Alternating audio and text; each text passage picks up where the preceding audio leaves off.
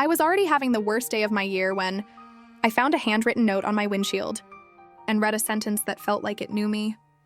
My name is Laura Bennett, 33F, and I live in San Diego, California. That morning started badly and only got worse.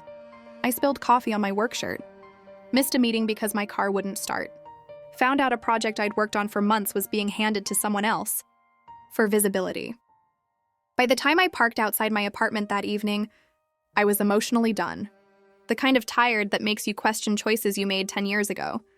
I sat in the car for a minute, staring at nothing. That's when I noticed it. A small yellow sticky note tucked under my windshield wiper. At first, I was annoyed. I assumed it was a parking complaint or some passive-aggressive message from a neighbor. I pulled it off. It said, "If today felt heavy, it doesn't mean you're failing. It means you're human. Keep going." No name. No explanation. Just that. I laughed once, short and surprised. Then I felt my throat tighten, because no one in my life had said anything like that to me in a long time. I stood there reading it again and again, like it might disappear. That night, I stuck the note on my fridge. I didn't tell anyone about it. It felt private, like a message that had slipped through a crack in the universe just for me. Over the next few days, I started noticing small things I'd been ignoring. How often I minimized myself, how quickly I said, "I'm fine." How long it had been since I'd asked myself what I actually wanted. A week later, I was leaving for work when I saw my neighbor, an older woman named Mrs. Alvarez, struggling with groceries. I helped her carry them upstairs. As I turned to leave, she smiled and said, "Oh, did you get the note?" I stopped. "What note?" She looked embarrassed.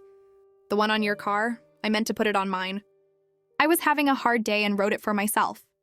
Must have mixed up the cars?" I stared at her. "That note," I said slowly, "changed my entire week." She blinked, then laughed softly. Funny how that works. We stood there for a moment, two strangers who weren't really strangers anymore.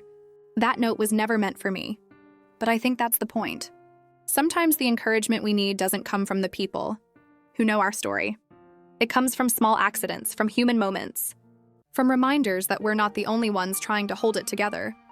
I still have that note, and now, whenever I see someone who looks like they're caring too much, I write one too.